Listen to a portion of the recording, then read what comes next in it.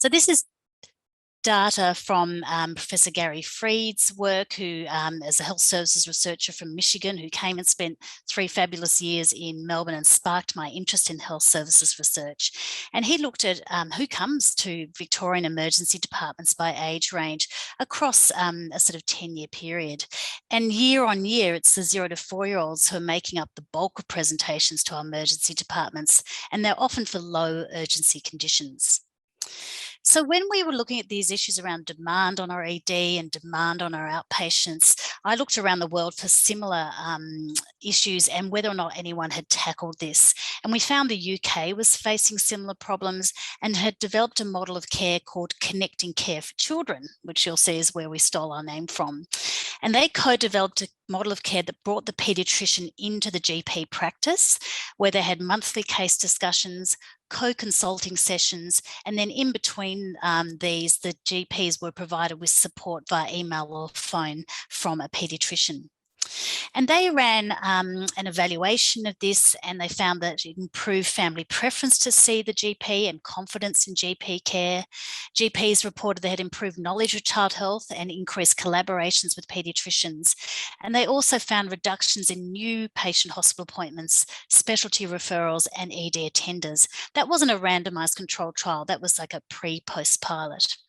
But based on this evidence, we decided to pilot our own version here in Victoria with the funding from the state government. So we ran a feasibility and acceptability pilot of this integrated GP model of care. And we worked across 5 GP practices. We had monthly 1-hour case discussions and weekly half-day co-consulting at the practices with that email and telephone support in between. And the aim was to reduce referrals by GPs to our hospital outpatient clinics and EDs, to improve the quality of GP care, and to reduce parental requests for paediatrician referrals.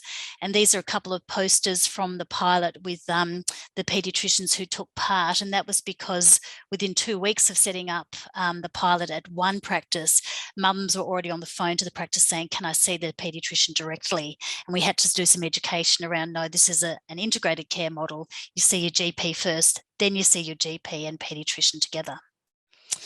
So we ran this as a simple pilot with baseline data. We had 12 months of implementing the model at the practices.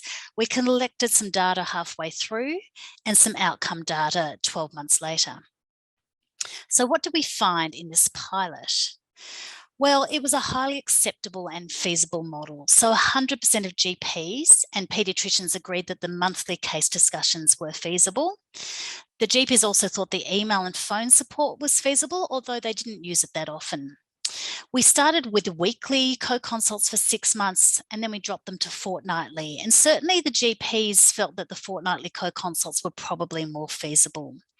And the paediatricians reported that this strengthened their links with professionals, and they thought it had been beneficial for paediatric patients as well. We also mapped referrals during this time, and we looked at what GPs did in terms of referrals to ED and to outpatient clinics. And what we found was that they, during the course of the pilot, were less likely to refer children to the emergency department. There was a small drop in referrals to outpatient clinics, but that jumped up at the end of the pilot, probably because some of these children required ongoing care. But one of the biggest drops, and I'm probably not popular with my private paediatrician colleagues, but we found a reduction, quite a big reduction in referrals to private paediatricians, which is actually good for families in terms of fewer out-of-pocket costs. We surveyed families over the course of this. We had research assistants in the practices, and we had a great response rate. Families filled out questionnaires on the spot on iPads. And we did this before the model started at baseline and then in that interim time. And as you can see, the confidence in families around their GP's care improved from 78% to 94%. Their preference for GP care as the first choice for follow-up went from 65% to 83%. the number who strongly disagreed they'd prefer to see a paediatrician went up. The GP providing enough information about concerns or questions went up as well. And confidence that the GP could manage and coordinate short and long-term care for their child also went up from 76 to 90%. And these were for all families attending that practice. We didn't single out families who had been part of the CoConsults. We also did qualitative interviews with 13 parents who had been part of the CoConsults. And I won't go through all of this, but basically they found it a fabulous model because they didn't have to repeat their story to the paediatrician. They didn't have to take half a day off work to get to the hospital and hang around. There were fewer out-of-pocket costs, and they really thought they got a holistic service by the GP and paediatrician working together. We also, of course, surveyed GPs about their change in knowledge and confidence in managing children's healthcare, and these all improved over time as well. So knowledge of how paediatric services are organised, having the skills to manage common child health issues and the knowledge.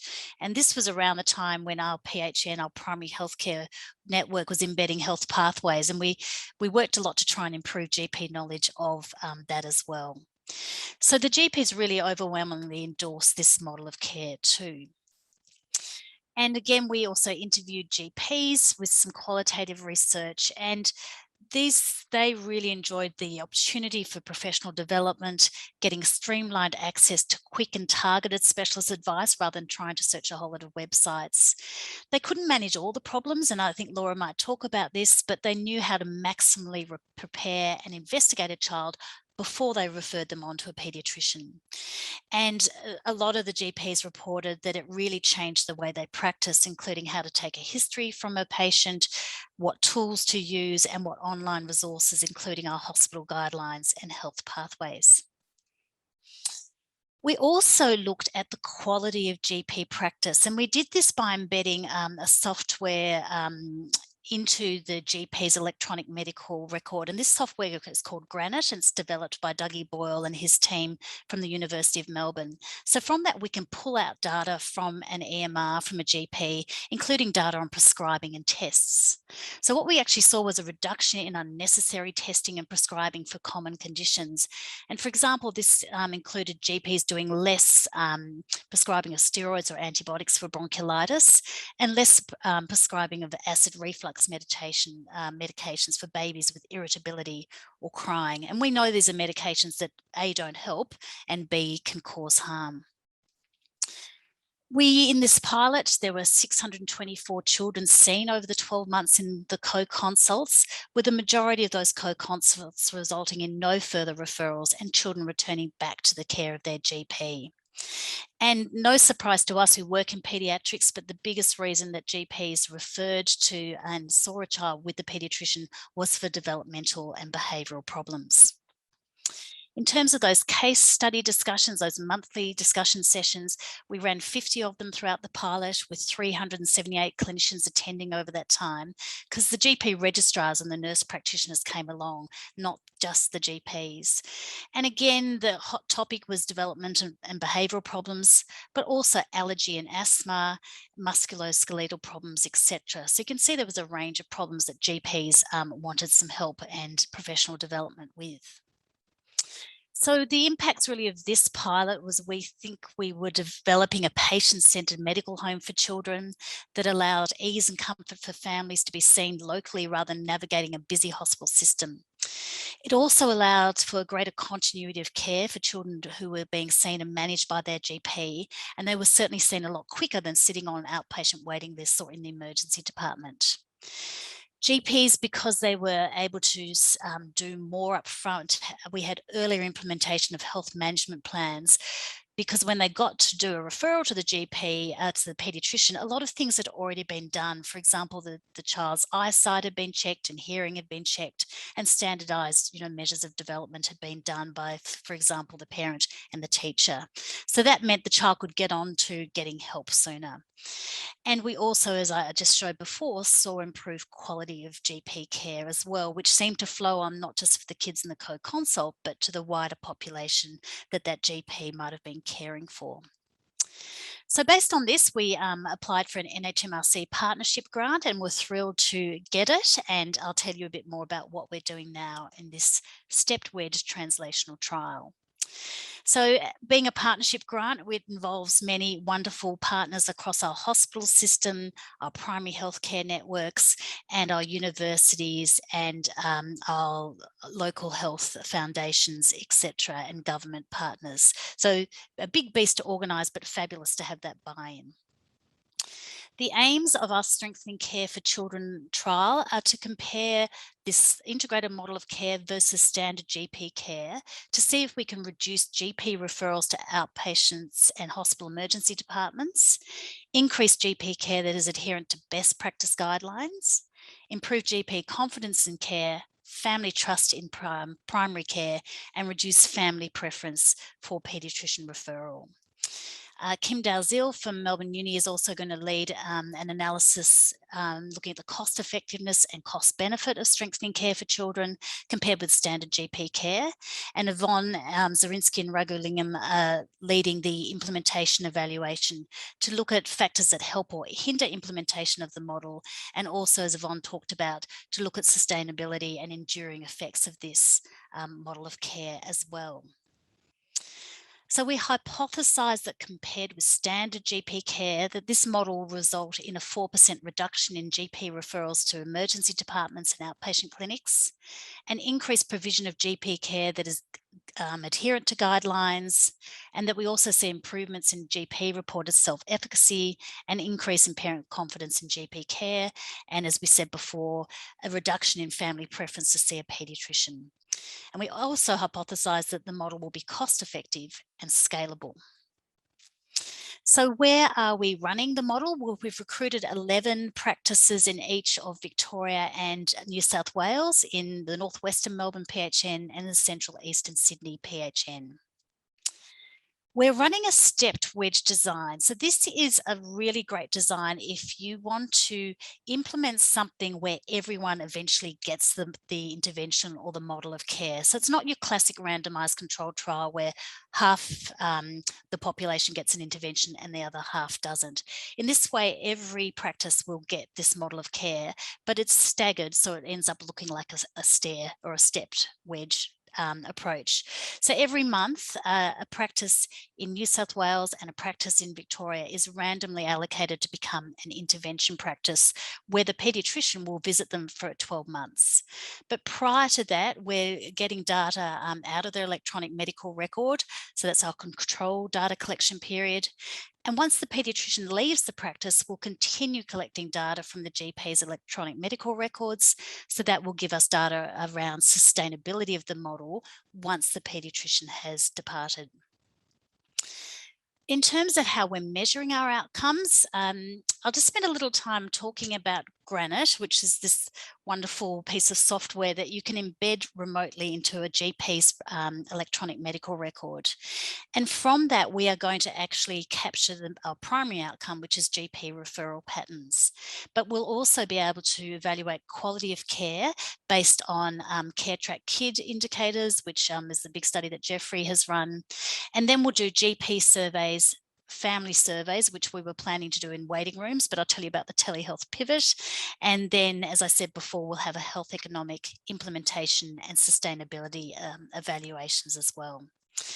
So in the pilot, our primary outcome was looking at GP referrals, and we had to ask GPs to code that individually, which was really painful for them.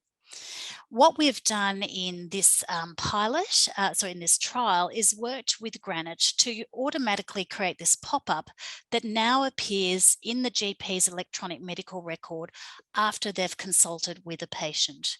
So if I'm in Victoria and I've just seen a child with, query COVID or a broken leg, or I've seen a child with Laura, I now have to tick one of these boxes before I can close that consultation. So I can tick no referral or referral to a particular emergency department or outpatient clinic or to a private service, etc.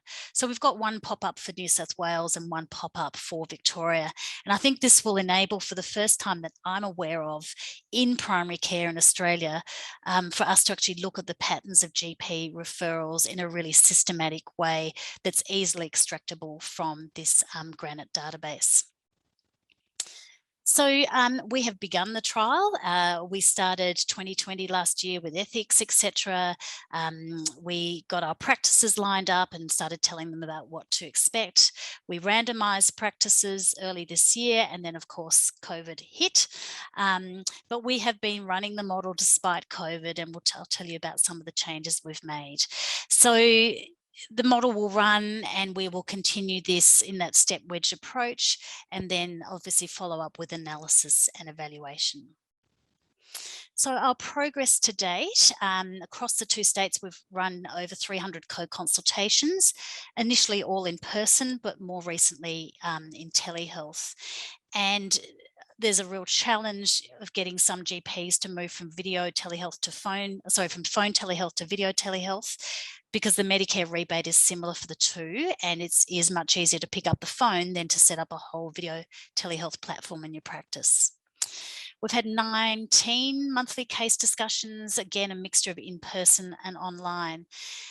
But what's really great, and our paediatricians are capturing this data for us at the practices, is if they can be there in person, in particular, often the GP will pop in and say, hey, can I just talk to you about this kid? Hey, can I talk to you about asthma, for example? So there's real opportunities to upskill GPs outside of the formal sort of contact appointments, if you like. GPs have used the phone and emails a little bit more to get help from paediatricians, particularly during these COVID sites and times.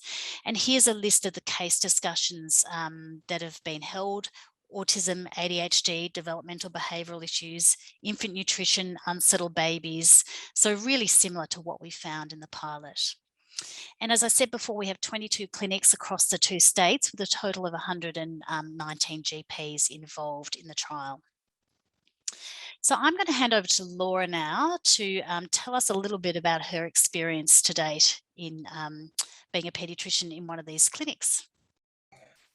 Thank you very much, Harriet, and thank you everyone for the opportunity to speak today. So I have been based in a couple of GP clinics so far, and will be starting in a few more over the next few months. And it has been a really good experience so far, despite the challenges of COVID and having to do things by telehealth. So I suppose some of the main things that I've learned so far is really, I think I've gained a much better understanding about how GP clinics function, about the huge benefits of the ways they're able to work, how well they know their families, how often they're able to see their patients, which is obviously very different to how we work in hospital outpatient clinics. And I think a lot of paediatric presentations are best managed by a team that involves some allied health. So I think I've been able to help the GPs understand the right pathways to be able to involve allied health people rather than just referring for paediatrician advice only. So I think that's been really helpful. And I certainly feel like this project has made me a much more general paediatrician. I think it's really highlighted to me how many different childhood presentations get siphoned off to the subspecialty teams within the Royal Children's Hospital.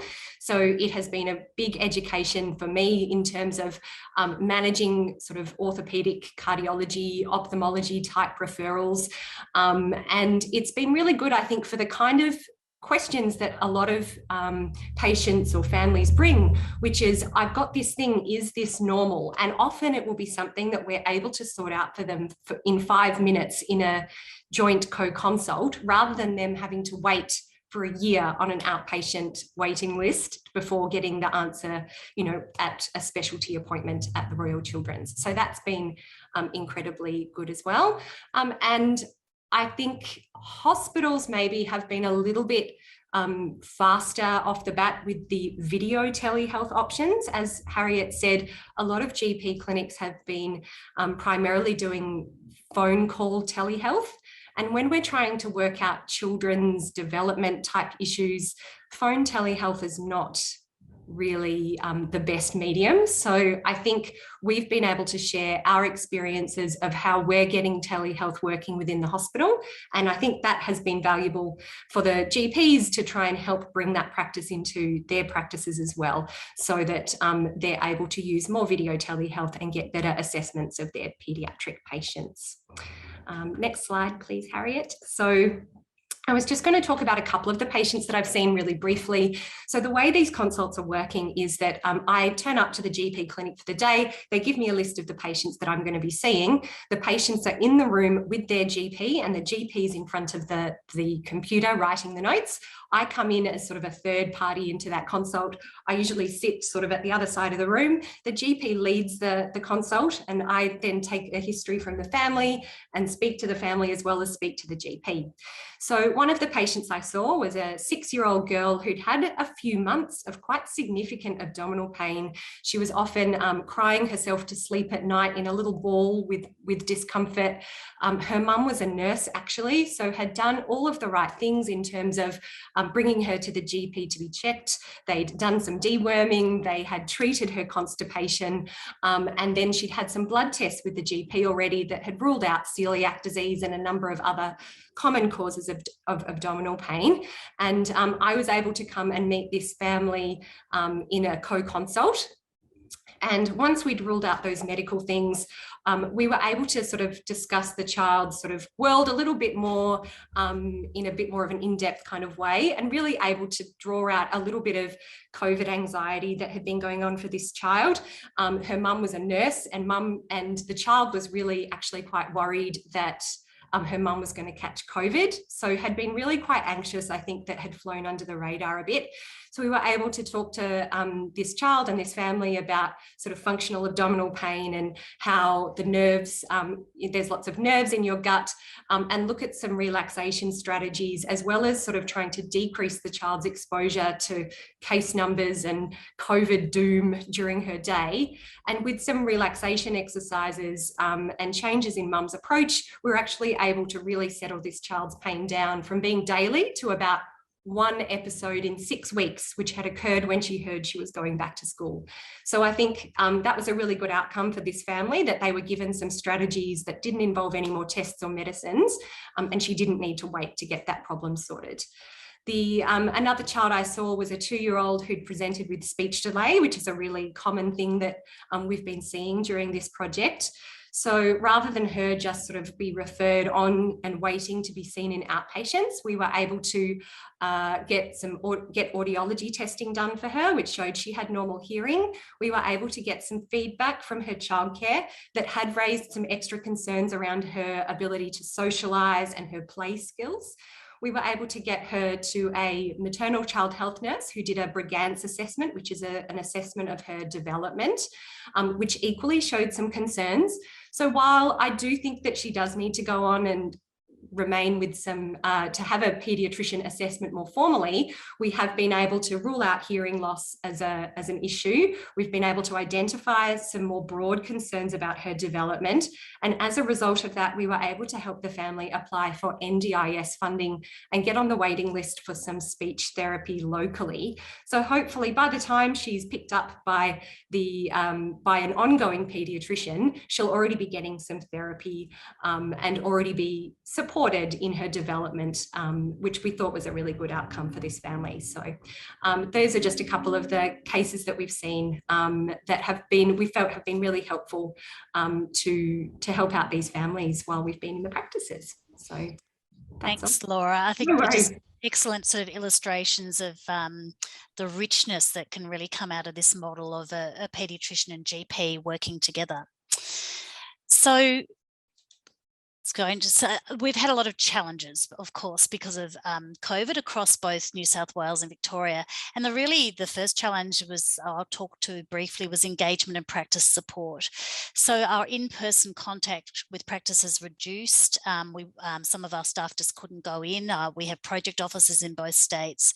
So there was greater reliance on phone calls and online meetings. In New South Wales, paediatricians were able to go in up until August, but currently no visits, and the project management team's been in lockdown. In Victoria, we've had limited in-person visits only by one of the project managers from our research team, but not from the PHN. So that's really impacted our orientation and onboarding of practices for them to meet the paediatrician, our engagement with the practice manager, our case discussion support, any software issues that we typically did troubleshooting in person. We've, as Laura said, a lot of GP practices last year just did phone telehealth and haven't moved to video telehealth. So we've had to support them with webcams and iPad configuration and really demonstrate how to do telehealth and troubleshoot for them. There's been lots of COVID-safe adaptation of our whole research team going out. So new COVID safety plans, urgent ethic approvals to approve these plans. We have to tell the practices what it's about. For our paediatricians, we've provided them with PPE, so N95 mask, gowns, eye protection, sanitizer, wipes. And I think the real issue in the last month or so, and I'm looking forward to us all coming out of lockdown, is really the CoConsults have had to move to telehealth. And they've been mostly video telehealth in New South Wales, which is fantastic. But in Victoria, with our practice makeup, a lot of them have been phone rather than video telehealth.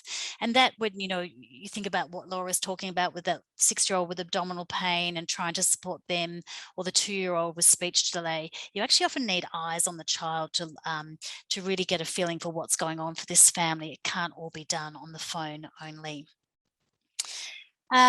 So with the telehealth delivery support, that's had a lot of increased demands on the project team, who are not only trying to embed a new model of care in a general practice, but they're also trying to support the practice to change management and transition to telehealth.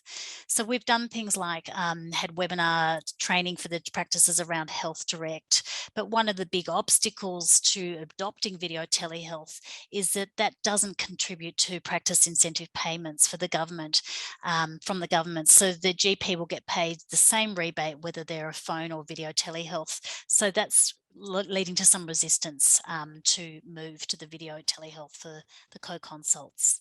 The case discussions have been online mostly, and they've actually been really well received, and that does seem to be working well. We are seeing some GPs doing more phone and email support and seeking that from the paediatricians, because the paediatricians aren't getting there in person. And then the other thing we had to change was the family survey recruitment. So we started out with a research assistant in the practice rooms doing iPad surveys with families. Then that's all had to change. And so we've actually used some of the general practices as SMS broadcast services. So we can actually SMS an invitation to fill out our baseline questionnaire to families who see our participating GPs, and we limit it to obviously children. We've put up QR code posters in GP rooms, but really for a lot of GP practices, there's been vastly reduced foot traffic and not as many patients coming through the door. The other big issue is, of course, primary care have been at the forefront of delivering the COVID vaccination program, and that's been understandably their primary focus. So the primary healthcare network has great project officers who support practices on a range of things, and really have supported our practices on applications to become a vaccination clinic. There's been exposures at our practices to both our paediatricians and of course to the GPs. So they've been supporting the practices around deep cleaning, notification and furloughs. So all of this has led to reduced focus on our project, reduced paediatric consults, and a really fabulous effort by our project team to understand these specific challenges for the clinics and try and support them through this. But look, we are still going on with the trial, and I think it's testament to our project team and to our paediatricians and our GPs that we can keep going. So hopefully we have a high quality evaluation of the paediatric health system, a sustainable, cost-effective model of care that can be delivered at scale, and a legacy of partnerships across the states. I think we've been working really well together in terms of both implementation, development and evaluation pathways. So I'd just like to acknowledge the families, GPs, the practice managers, etc., have been part of the trial to date, the executives of our hospitals, the primary healthcare networks, our CIs, our trial statistician, Dougie Boyle and Warwick Strangwood have been working beautifully to get Granite embedded into those GP electronic medical records.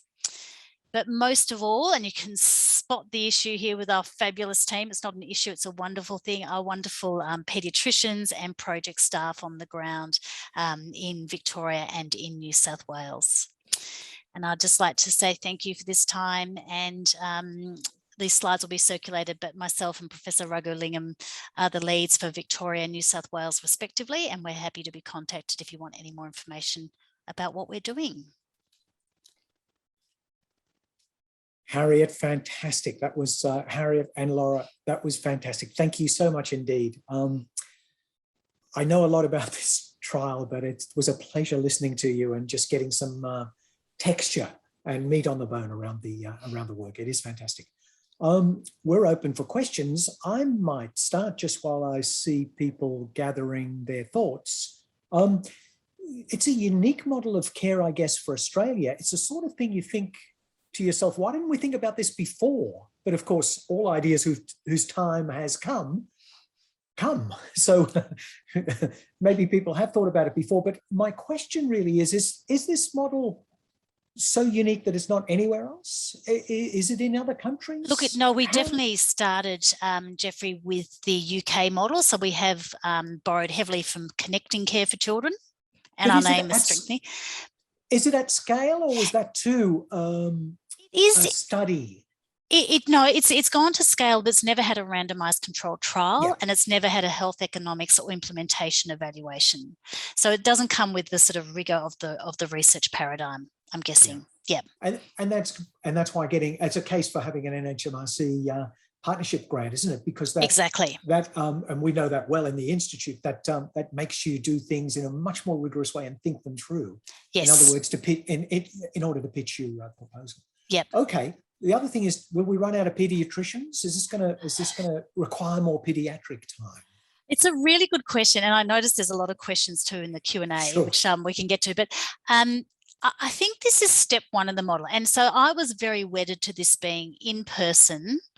The paediatrician has to go to the practice, develop that trust and that relationship with the GPs. But COVID has had other ideas, and we've had to do it remotely, which allows for some efficiencies of scale.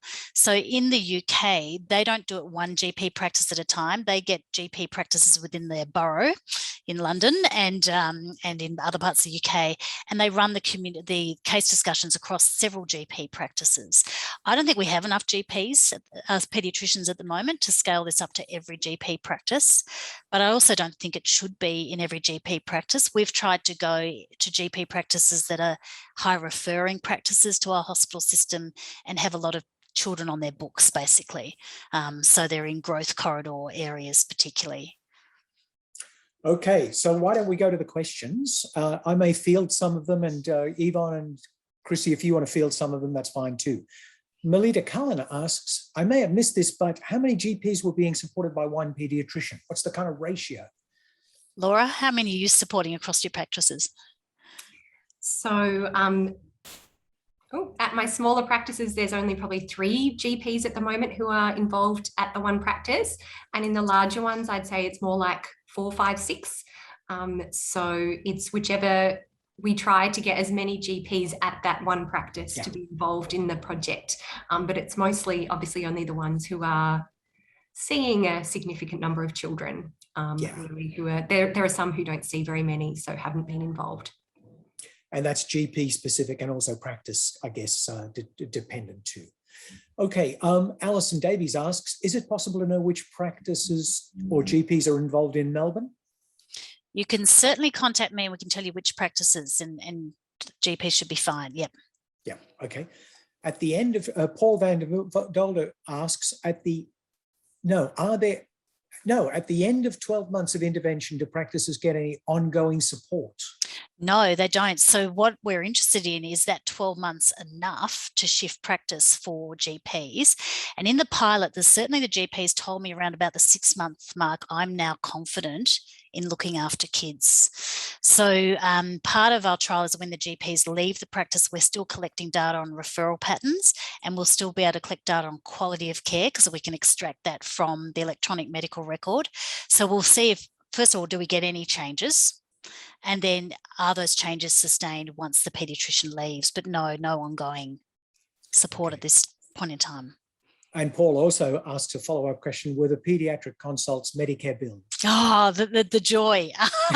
No. So this is one of the tricky things with Medicare. If a GP and a specialist see a patient together, only one of them can bill, either the GP or the specialist, but not both. So there's no Medicare item number that allows for co-consults between a GP and any specialist, be they a paediatrician, psychiatrist, neurologist, gastroenterologist. So in this partnership grant, the paediatrician's salaries are paid for by their hospitals, because the hospitals are hoping this will keep kids out of their emergency departments and outpatient clinics. Okay. I think we've dealt with Melita's question about GP size. So Alison Kwak asks, a limitation for GPs is time. Are the GPs spending more time with the paediatric consults? And how long are they, the co-consults? And will the GPs be reimbursed? Okay, we've got that sorted out, the reimbursement. How long are the co-consults with the paediatricians? So we're doing 30-minute appointments, which feels short for me, but long for them. So quite often. So the GPs have been able to bill them as a long consult Medicare item. And obviously I'm being paid sort of by other mechanisms. Now, Les White, who is also a revered paediatrician, he used to be the chief paediatrician in New South Wales and is on the board of the Institute, so I better be careful to get this one phrased correctly. Regarding selection, self or other, of both practices and individual GPs, both in pilot and in the current trial, prior to the wedge randomization, is there a selective level of interest, which then speaks to scalability? Do you think, having done this, you're kind of going to get this able to be gone to at scale? I think Les. It's a really good question, Les. So for the pilot, it was an expression of interest that the Primary Healthcare Network put out, and we had certain caveats. There had to be at least 3 GPs per practice interested, and they had to have at least 1,500 active paediatric patients on their books. And active paediatric patients is they've been to see a GP at that practice at least once in the last 12 months. So we had that again for the trial, plus we had the added, in Victoria, we were able to map who were the high referring practices to our hospital, and we went out and targeted those practices to see if they'd like to come on board. In GP land, there's sort of broadly 3 types of practices. There's the individually run small business, if you like, practice. There's community health practices, and then there's the more, I can't remember the correct name. If there's anyone on the call from primary healthcare, will be able to tell me, or Yvonne, but more of the corporate practices. So we've got a mix of all 3 in our trial, but they all present very different environments for uptake and scalability.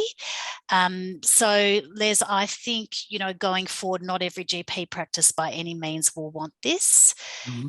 But if you give GPs the time and the reimbursement to take part, they're generally pretty interested, but it certainly won't be everyone. So, Yvonne, if you've got anything to add. Yvonne? I think you've covered that quite well, actually, but we really do need to look at those different contexts and figure out what might work for, the more corporate chains of practices, as opposed to a, sole trader type practice.